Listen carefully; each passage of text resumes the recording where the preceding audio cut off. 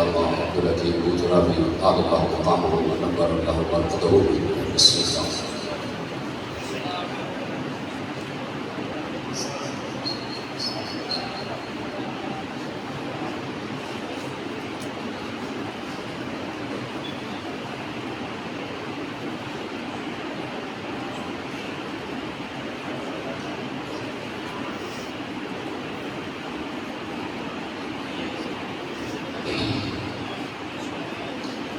أعوذ بالله السميع العليم من الشيطان اللعين الرجيم. بسم الله الرحمن الرحيم.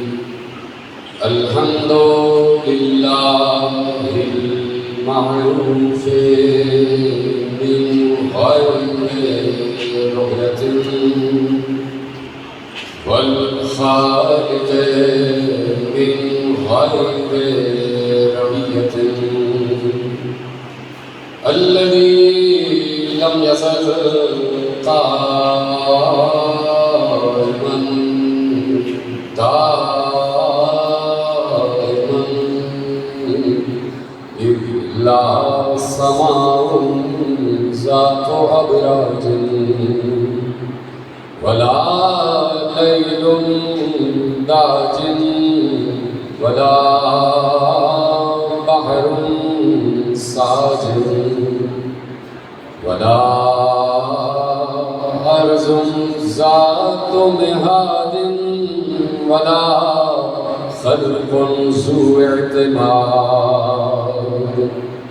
والصلاة والسلام والتحية والإكرام على نبي الرحمة وخازن المغفرة وقائد الخير والبركة ومنقذ العباد من الهلكة سيدنا ومولانا أبي القاسم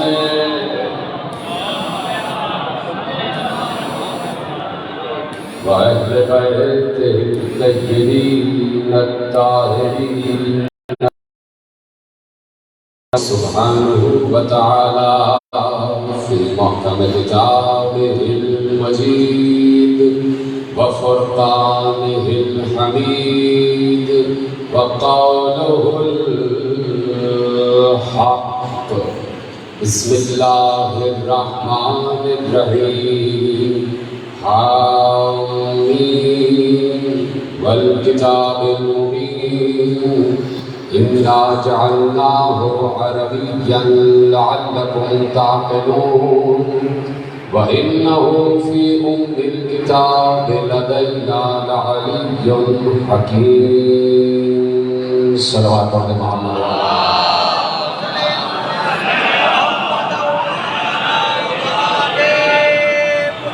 پروردگار عالم کی اس پوری کائنات کے نظم و ضبط کو، اس پوری کائنات کے تنظیم کو، اس پوری کائنات کے اپنے وقت سے چلنے کو، اس پوری کائنات کے احسن تقویم پر بننے کو، اس پوری کائنات کے سورج کو دیکھ کر، چاند کو دیکھ کر، اس پوری کائنات کے ستاروں کو دیکھ کر، اس پوری کائنات کے انسانوں کو دیکھ کر، اس پوری کائنات کے تمام پرندوں کو دیکھ کر، اس پوری کائنات کے حشرات العرش کو دیکھ کر، اس پوری کائنات کے سمندروں کو دیکھ کر، اس پوری کائنات کے دریاؤں کو دیکھ کر، اس پوری کائنات کے پہاڑوں کو دیکھ کر، اس پوری کائنات کے چٹانوں کو دیکھ کر، اس پوری کائنات کے کھیتوں کو دیکھ کر، اس پوری کائنات کے باغات کو دیکھ کر، اس پوری کائنات کے جنگلات کو دیکھ کر، اس پوری کائنات کے پورے نظم و ضبط کو زمین سے آسمان تک، مشرق سے مغرب تک، شمال سے جنوب تک، سرا سے ثریا تک، لوح سے قلم تک،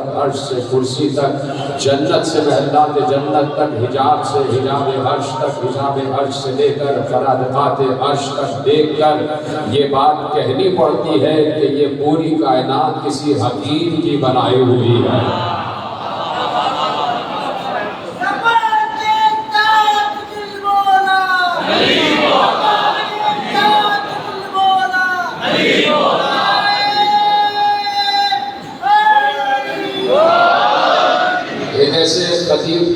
ایصال ثواب کی مجلس ہے کہ ایصال ثواب تو اس کے لیے لفظ چھوٹا ہے، یقیناً بلندی درجات کی مجلس ہے۔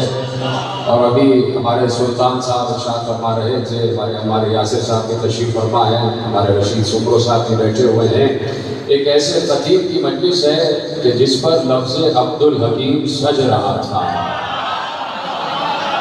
جس نے ایسی حکمت سے مجلسیں پڑھی ہیں کہ جس کے اوپر حکیم کا بندہ کہا جانا سج رہا تھا۔ واقعی کسی حکیم کا بندہ ایسا ہی ہونا چاہیے کہ جو اتنی حکمت سے مجلسیں پڑھے کہ جب مجلس پڑھنے کے بعد علی علی کی صدا تمام علاقے سے گونجنے لگ جائے تو نجف سے خود علی کی دعا بن کر عبد الحکیم کے کانوں تک پہنچ جائے، اور پھر یہاں تک بات پہنچ جائے کہ ایسا معلوم ہو رہا ہے کہ اس وقت عبد الحکیم مرے نہیں ہیں بلکہ زندہ اسی مجلس میں بیٹھے ہوئے ہیں۔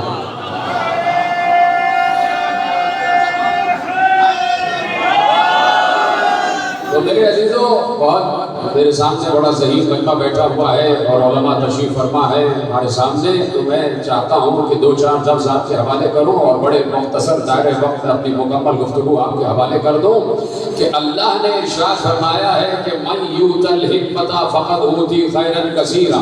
عالم اسلام قرآن پڑھتا تو ہے، سمجھ کر نہیں پڑھتا۔ ہمیں نہیں معلوم کہ یہ قرآن بار بار پڑھا تو جاتا ہے، سمجھ کر کیوں نہیں پڑھا جاتا، غور و فکر کے ساتھ کیوں نہیں پڑھا جاتا۔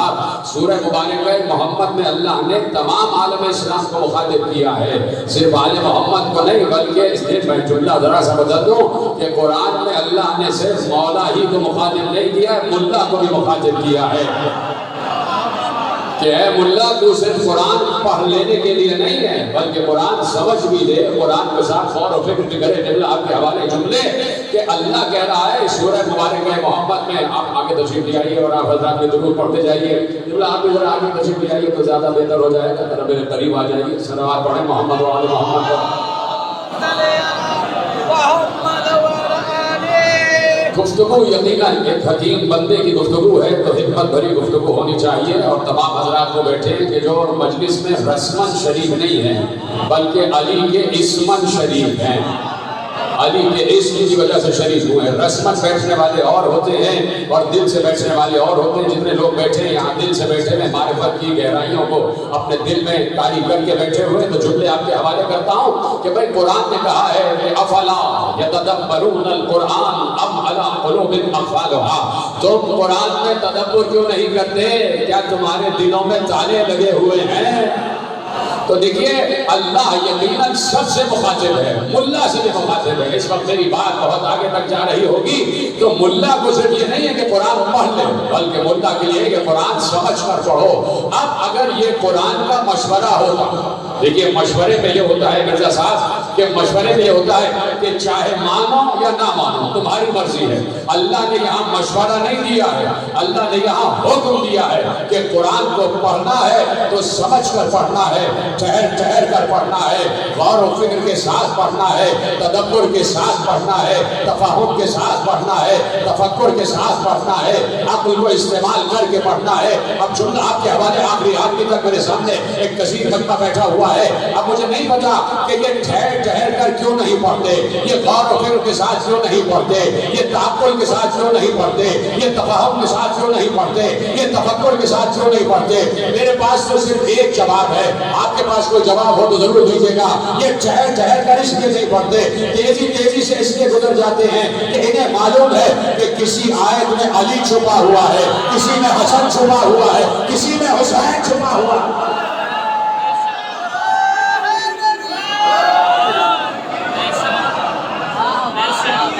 معلوم ہے کہ اگر آیتوں پر رکیں گے تو کہیں علی نظر آ جائے گا، کہیں حسن مصطفیٰ سے ملاقات ہو جائے گی، کہیں حسین ابن علی کا تذکرہ ہے، کہیں شہزادی عالمین کا تذکرہ ہے، کہیں محمد مصطفیٰ کا تذکرہ ہے، کہیں 12 اماموں کا تذکرہ ہے۔ اس لیے امت کو لگا دیا کہ صرف پڑھتے چلے جاؤ، صرف پڑھ جاؤ، ٹھہر ٹھہر کر نہ پڑھنا۔ اس لیے اللہ نے کہا ہے افلا یتدبرون القرآن ام علی قلوب اقفالها۔ تم قرآن میں تدبر کیوں نہیں کرتے؟ کیا تمہارے دلوں میں تالے لگے ہوئے ہیں؟ یہ تالا جب لگا ہوا ہوتا ہے تو اس کا کیا مطلب ہوتا ہے؟ کسی طرف آپ جائیں کسی گھر پہ جائیں اور گھر کے دروازے پہ تالا لگا ہو، آپ پلٹ کر واپس آ جاتے ہیں، کوئی پوچھے بھائی آپ اندر گئے کیوں نہیں، تو آپ کہیں گے تالا لگا ہوا ہے۔ تالا لگا ہونے کا مطلب یہ ہے کہ گھر والا گھر میں نہیں ہے۔ سلامت رہے۔ یہ پیچھے والے حضرات کی اگر ہاتھ اٹھا کے مجھے بتاتے رہے تو مجھے معلوم ہونے کا سلامت رہے، خدا آپ کو کسی کا محتاج نہ کرے۔ تالا لگا ہونے کا مطلب یہ ہے کہ گھر والا گھر میں نہیں ہے، یعنی گھر خالی ہے۔ اللہ کہہ رہا ہے تم قرآن میں تدبر کیوں نہیں کرتے؟ کیا تمہارے دلوں میں تالے لگے ہوئے ہیں؟ اس کا مطلب ہے، جملہ سمجھ میں آئے تو بتائیے گا، اس کا مطلب ہے کہ دل کسی کا گھر ہے۔ سلامت رہے، بزرگ میرے سامنے بیٹھے ہوئے، اس کا مطلب ہے کہ دل کسی کا گھر ہے، اور جب گھر والا گھر میں نہ ہو تو اللہ کہہ رہا ہے جو قرآن کو سمجھ کر نہیں پڑھتا اس کا مطلب ہے اس کا دل کا گھر خالی ہے۔ تو اب دیکھنا یہ ہے کہ دل جو ہے تو یہ دل کس کا گھر ہے میرے ساتھ؟ دیکھنا یہ ہے کہ دل موجود ہے، قلب موجود ہے، اس قلب میں اللہ نے کس کو قرار دیا؟ میں بہت چھوٹا سا تھا بچپن میں، جب علامہ عبدالحکیم بودرابی اللہ مقامہ نے جب پہلا عشرہ پڑھا ہے مسجد امام بارگاہ ہے بودراب عزیزآباد کراچی، تو وہاں پر پوری ایک تقریر انہوں نے، ان کے صاحبزادے تشریف فرما ہیں، ان کا سایہ ہے، ان کا پردہ ہے، خدا آپ کو سلامت رکھے، خدا آپ کو ہر نظر بد سے محفوظ رکھے۔ تو گویا چوتھی یا پانچویں مجلس تھی، مجھے ہلکا ہلکا سا یاد ہے کہ انہوں نے تقریر کی تھی کہ قلب والے الگ ہوتے ہیں اور صدر والے الگ ہوتے ہیں، کہ جن کے پاس صرف سینے ہوتے ہیں وہ الگ ہوتے ہیں اور جن کے سینوں میں دل ہوتا ہے وہ الگ ہوتے ہیں۔ پوری تقریر ان کی تھی، لیکن میں اس سے ہٹ کے ایک جملہ آپ کے حوالے کرنا چاہتا ہوں۔ اللہ کہہ رہا ہے ام علی قلوب اقفالها، کیا تمہارے دلوں میں تالے لگے ہوئے ہیں؟ تو بچے کو بھی بات سمجھ میں آ جائے تو میں اتنے آسان الفاظ میں بات عرض کر رہا ہوں کہ بھائی اس کا مطلب ہے کہ دل اللہ نے کسی کا گھر بنایا ہے۔ جب گھر والا گھر میں نہیں ہے تو اس کا مطلب ہے کہ دل کے دروازے پر تالا لگا ہوا ہے۔ تو اب صرف یہ پوچھنا ہے کہ یہ دل گھر کس کا ہے میرے ساتھ سارے کے سارے افراد؟ اب صرف سوال یہ ہے کہ دل کس کا گھر ہے؟ یہ اللہ نے قلب کس کا گھر بنایا ہے؟ تو اب اللہ ہی سے پوچھا جائے، نہ کسی راوی سے پوچھنا، نہ کسی علم کلام والے سے پوچھنا، نہ علم بیان والے سے پوچھنا، نہ علم منطق والے سے پوچھنا، نہ علم فلسفہ والے سے پوچھنا۔ ہاں اگر پوچھنا تو صرف قرآن ہی سے پوچھنا۔ اے قرآن یہ بتا دے تو نے دل بنایا کس کے لیے ہے؟ یہ دل کس کا گھر ہے کہ جب گھر والا گھر میں آ جائے تو ہمیں قرآن سمجھ میں آ جائے؟ تو قرآن نے کہا کہ سورہ مبارکہ حجرات نے آواز دی کہ وَلَٰكِنَّ اللَّهَ حَبَّبَ إِلَيْكُمُ الْإِيمَانَ وَزَيَّنَهُ فِي قُلُوبِكُمْ وَكَرَّهَ إِلَيْكُمُ الْكُفْرَ وَالْفُسُوقَ وَالْعِصْيَانَ أُولَٰئِكَ هُمُ الرَّاشِدُونَ۔ اللہ نے کہا آپ یہ چاہتے ہیں، ترجمہ کرو آپ کی اجازت ہے، وَلَٰكِنَّ اللَّهَ حَبَّبَ إِلَيْكُمُ الْإِيمَانَ، مجھے رشید سمرو صاحب نے بھی ٹائم دیا ہے، اسی ٹائم میں مجلس کامل ہوگی۔ وَلَٰكِنَّ اللَّهَ حَبَّبَ إِلَيْكُمُ الْإِيمَانَ، اللہ تو یہ چاہتا ہے کہ تم ایمان سے محبت کرو۔ دیکھیے ایک عجیب برد طاری ہو جاتا تھا، ایک عجیب کیف طاری ہو جاتا تھا جب علامہ عبدالحکیم بودرابی اللہ مقامہ آیتوں کی تلاوت کرتے ہیں۔ ان کی زبان سے آیتوں کو سننے کا لطف ہی الگ ہوتا ہے۔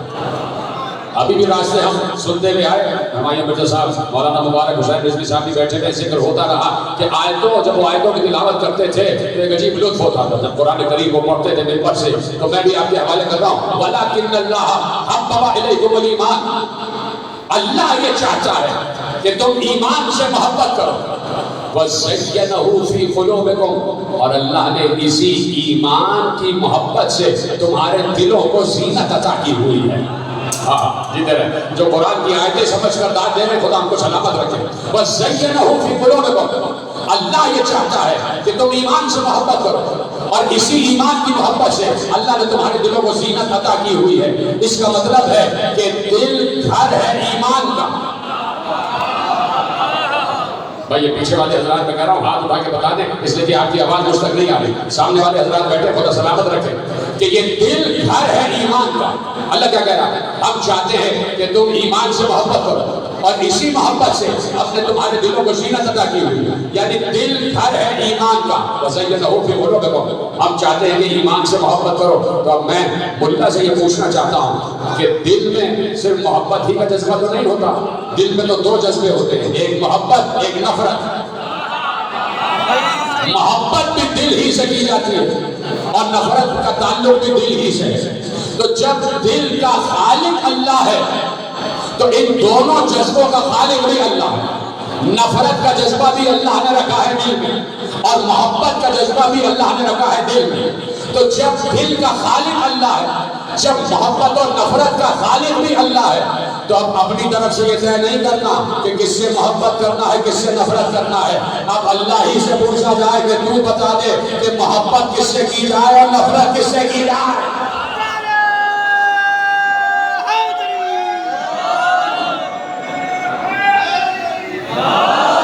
یا اللہ اب تو بتا دے کہ محبت کس سے کی جائے اور نفرت کس سے کی جائے. تو اللہ نے کہا ہم اب تمہیں بتا رہے ہیں, ہم یہ چاہتے ہیں کہ تم ایمان سے محبت کرو. بتا دیا نا اللہ نے. ہم نے سوال کیا پروردگار محبت کس سے کی جائے, اللہ نے کہا ایمان سے محبت کرو. تو یا اللہ اب ذرا یہ بھی بتا دے کہ نفرت کس سے کی جائے. میں ساتھ تیار ہے میرے ساتھ سننے کے لیے, سب میرے ساتھ بیٹھے ہوئے. زیادہ طویل گفتگو نہیں ہے لیکن میں چاہتا ہوں جتنی باتیں کرنا آپ کے اذہان حالیہ تک منتقل ہوتی چلی جائیں. یا اللہ تو نے یہ بتا دیا کہ محبت کی جائے کس سے, ایمان سے. اب ذرا یہ بھی بتا دے کہ نفرت کس سے کی جائے, نفرت کس سے کی جائے. تو آپ کی خدمت میں بس آیتوں کا ترجمہ کرنا مقصود ہے. بعض آیتوں کا صرف ترجمہ ہی کیا جاتا ہے, تفسیر ممبر سے نہیں کی جاتی اور نہ حالات اس قابل ہیں کہ تفسیر کی جائے. سمرو صاحب, قبلہ عمار یاسر صاحب, قبلہ سلطان صاحب, بعض آیتوں کا صرف ترجمہ ہی مقصود ہوتا ہے. تفسیر آپ خود سمجھ لیجیے گا, میں صرف ترجمہ کر رہا ہوں, تفسیر آپ خود سمجھیے گا. وَلَكِنَّ اللَّهَ حَبَّبَ إِلَيْكُمُ الْإِيمَانَ وَزَيَّنَهُ فِي قُلُوبِكُمْ. اللہ یہ چاہتا ہے کہ تم ایمان سے محبت کرو اور اسی ایمان کی محبت سے ہم نے تمہارے دلوں کو زینت عطا کی ہوئی ہے. یا اللہ اب یہ بتا دے کہ نفرت کس سے کی جائے. تو اللہ نے کہا جب محبت کرو تو ایک سے, وہ ایک ہے ایمان. اب یا اللہ نفرت کس سے کی جائے, کیا نفرت کرو کفر سے, فسق سے, عصیان سے.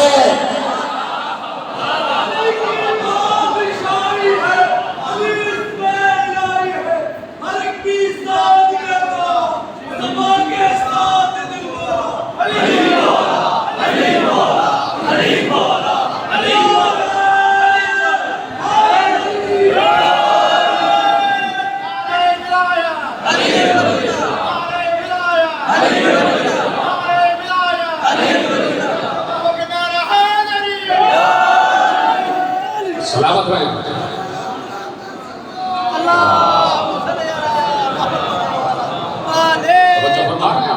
کہا کہ بھائی نفرت کفر سے, فسق سے, عصیان سے اور محبت ایمان سے.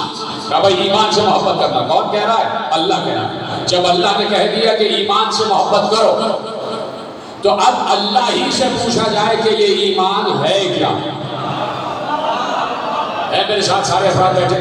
اب اللہ ہی سے پوچھا جائے کہ یہ ایمان کیا ہے. جب تو نے بتا دیا کہ محبت کرو ایمان سے, تو اب اللہ تو بتا دے کہ ایمان کیا ہے جس سے ہم محبت کریں. اور جب محبت کریں تو گویا یہ بات طے ہو جائے کہ گھر والا گھر میں آ گیا. جب گھر والا گھر میں آ جائے تو قرآن سمجھ میں آنا شروع ہو جاتا ہے. تو یا اللہ تو نے یہ تو بتا دیا کہ دل کو ہم نے ایمان کا گھر بنایا ہے. اب ذرا یہ بھی بتا دے کہ ایمان کیا ہے, یہ بھی بتا دے کہ ایمان کیا ہے.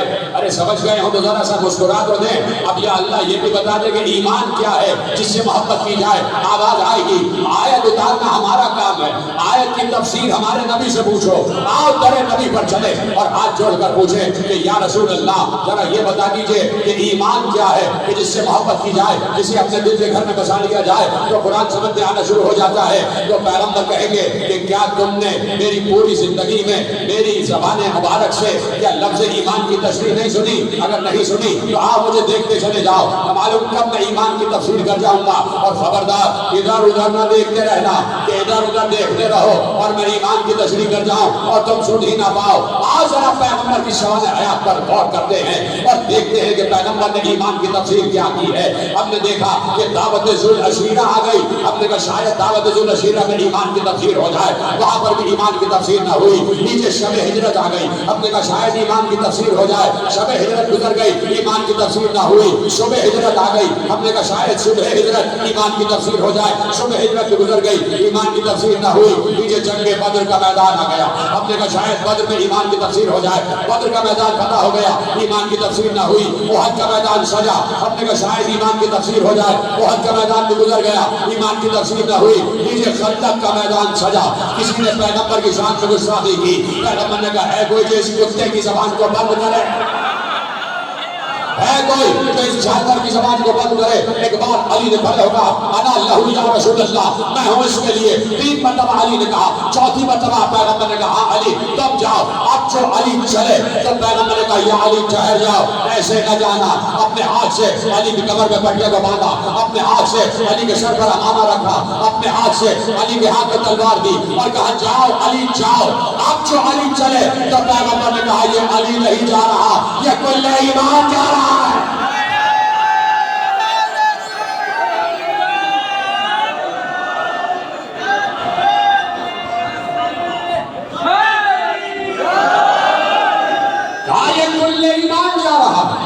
میں نے کہا نا کہ حکمت پر بات ہوگی اور اب میں اپنے موضوع سے متصل ہو رہا ہوں. تمہیدی جملے آپ نے سماعت فرما لیے. کہا نہیں یہ علی نہیں, یہ ایمان جا رہا ہے. جا رہا تھا ابو طالب کا بیٹا علی.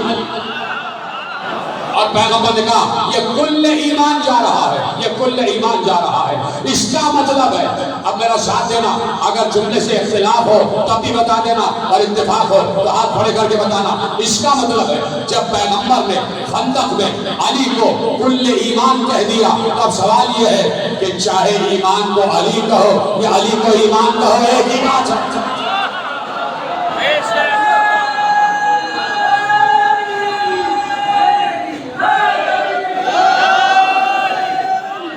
چاہے ایمان کو علی کہو یا علی کو ایمان کہو, ایک ہی بات ہے کہ نہیں ہے؟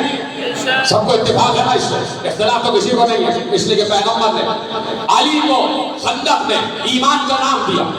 تو اب میرا حق ہے کہ میں چاہوں علی کو ایمان کہوں یا ایمان کو علی کہوں. تو اب میرا حق ہے کہ جہاں پر بھی قرآن میں لفظ ایمان آ جائے میں ترجمے میں لکھ دوں کیا, علی علی علی. تو اب آیت کا ترجمہ کیا ہوا, لفظ ترجمہ سنو اور اس کے بعد جتنی چاہے ذات دے لینا. آیت کا ترجمہ کیا ہوا, وَلَكِنَّ اللَّهَ حَبَّبَ إِلَيْكُمُ الْإِيمَانَ وَزَيَّنَهُ فِي قُلُوبِكُمْ. ہم یہ چاہتے ہیں کہ تم ایمان سے محبت کرو. ایمان کا ترجمہ کیا ہے, علی. تو آپ ترجمے میں لکھو ہم یہ چاہتے ہیں کہ تم علی سے محبت کرو.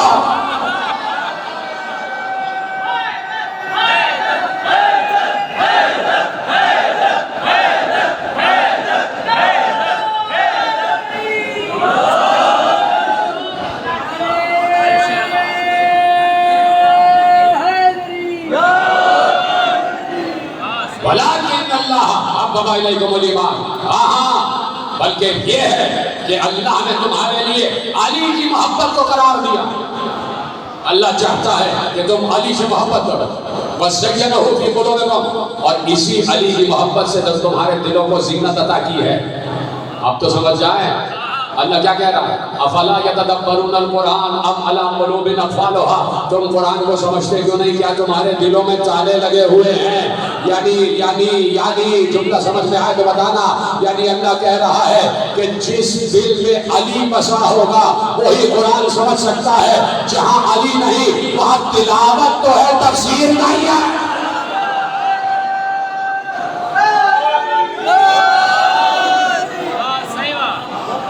کیا تمہارے دل میں علی نہیں ہے؟ تم قرآن کا تدبر کیوں نہیں کرتے؟ کیا تمہارے دلوں میں علی نہیں ہے؟ ام علی قلوب اقفالها, کیا تم نے دلوں کو تالا لگایا ہوا ہے؟ تو اب جہاں جس دل میں علی کی محبت بس رہی ہوتی ہے وہی دل والا قرآن پڑھتا بھی ہے اور سمجھتا بھی ہے. اللہ اکبر. جملے پہ آپ خاموش ہو گئے, میں ثابت کروں گا, آپ کی خاموشی توڑ کر ثابت کروں گا. جس دل میں علی بستا ہے وہی دل والا قرآن پڑھ بھی سکتا ہے، قرآن سمجھ بھی سکتا ہے. کیوں؟ اس لیے کہ پیغمبر نے حدیث ارشاد فرمائی، اور حدیث متفق علیہ. اہل تسنن علماء نے بھی لکھا ہے، اہل تشیع علماء نے بھی لکھا ہے، اور بڑی سامنے کی حدیث ہے، اور سینکڑوں مرتبہ آپ کی سنی ہوئی حدیث ہے. میں نے کیا کہا کہ جس دل میں علی ہے وہی دل والا قرآن پڑھ بھی سکتا ہے، سمجھ بھی سکتا ہے. کیوں؟ اس لیے کہ پیغمبر نے حدیث کہی. حدیث کیا ہے؟ العلی مع القرآن والقرآن مع علی. علی قرآن کے ساتھ ہے اور قرآن علی کے ساتھ ہے. سلامت رہے گا. میں زیادہ طویل گفتگو کرنے کا عادی نہیں ہوں. جمعہ کا دن ہے اور جمعہ جو ہے نا وہ علی کے آخری بیٹے کا نام ہے. سلامت رہے گا.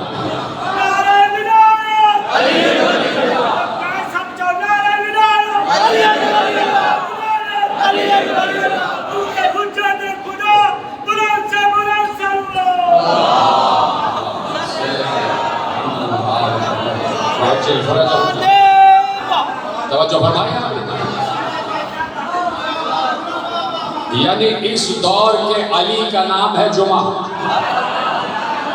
اس دور کے حسین کا نام ہے جمعہ. اس دور کا علی بھی ایک ہی ہے اور اس دور کا حسین بھی ایک ہی ہے، اور وہ پردہ غیب میں ہے.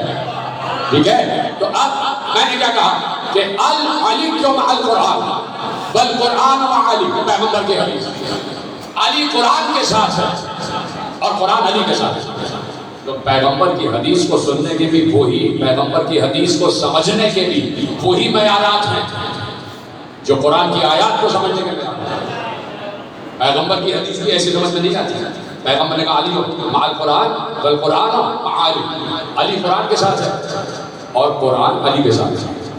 میں ایک سوال پوچھنا چاہتا ہوں، میری طرف توجہ کرو. بڑا اہم سوال ہے. پیغمبر نے اپنے اصحاب کے مجمع میں یہ حدیث ارشاد فرمایا. ہم تو نہیں بیٹھے تھے، ہم میں سے تو کوئی نہیں کرتا، ہمارے سامنے سے نہیں تھے. پیغمبر نے اپنے دوستوں سے کہا،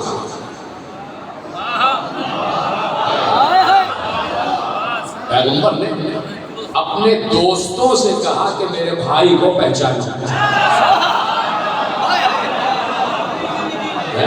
اپنے دوستوں سے کہا کہ میرا بھائی کون، میرے بھائی کو پہچانو. میرا بھائی ہے علی. یا علی انت اخی فی الدنیا والآخرہ. یا علی تم دنیا میں بھی میرے بھائی ہو اور آخرت میں بھی میرے بھائی ہو. تو اب اسی بھائی کے لیے پیغمبر نے کیا کہا؟ العلی جو مع القرآن والقرآن مع علی. علی قرآن کے ساتھ ہے اور قرآن علی کے ساتھ ہے. سوال پوچھنا چاہتا ہوں اور سوال آپ تک پہنچے گا. پیغمبر نے کہا علی قرآن کے ساتھ، قرآن علی کے ساتھ. سوال یہ ہے، کر دوں سوال؟ اجازت ہے؟ سوال یہ ہے کہ کب سے علی اور قرآن ساتھ ساتھ ہے؟ پیچھے والے تھک تو نہیں گئے میرے ساتھ؟ سوال یہ ہے کہ علی اور قرآن کب سے ساتھ ساتھ ہے؟ سوال میں پوچھنا چاہتا ہوں عالم اسلام سے. آپ تو علی والے بیٹھے ہیں، آپ کے پاس یہ جواب موجود ہے، لیکن میں عالم اسلام سے سوال پوچھنا چاہتا ہوں کہ کب سے علی اور قرآن ساتھ ساتھ ہے؟ وہ کہیں گے کہ بھائی بات یہ ہے کہ چلو ٹھیک ہے، آپ کی بات مان لیتے ہیں کہ علی اور قرآن ساتھ ساتھ ہیں، اور پیغمبر نے ارشاد فرما دیا القرآن مع علی وعلی مع القرآن. قرآن علی کے ساتھ ہے اور علی قرآن کے ساتھ ہے. ہم کہیں گے کہ بھائی کب سے قرآن اور علی ساتھ ساتھ ہیں؟ انہوں نے کہا چلو بھائی بات ٹھیک ہے، ہم آپ کی بات مان لیتے ہیں کہ قرآن اور علی ساتھ ساتھ ہے. 13 رجب سن 30 عام الفیل سے جب علی اس دنیا میں آئے تو علی اور قرآن ساتھ ساتھ. میں نے کہا اچھا، بہت بڑا جواب دے دیا آپ نے.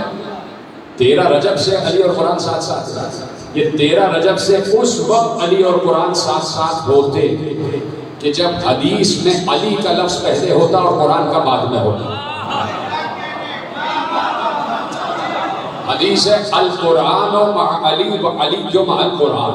قرآن علی کے ساتھ ہے اور علی قرآن کے ساتھ ہے. حدیث میں لفظ قرآن پہلے ہے اور لفظ علی بعد میں ہے. اگر لفظ علی پہلے ہوتا تو ہم آپ کی بات مان لیتے کہ جب سے علی اس دنیا میں آئے تب سے علی اور قرآن ساتھ ساتھ ہیں. لیکن پیغمبر کہہ رہے ہیں قرآن اور علی ساتھ ساتھ ہیں. اب یہ نہیں دیکھنا کہ علی کب آئے، اب یہ دیکھنا ہے قرآن کب سے ہے. تو قرآن تو جب سے ہے جب سے اللہ ہے. تو جب سے اللہ ہے تب سے قرآن، اور جب سے قرآن تب سے علی اور قرآن. سلامت رہا، ساتھ سلامت رہا. کیسے آپ نے ساتھ دیا جناب؟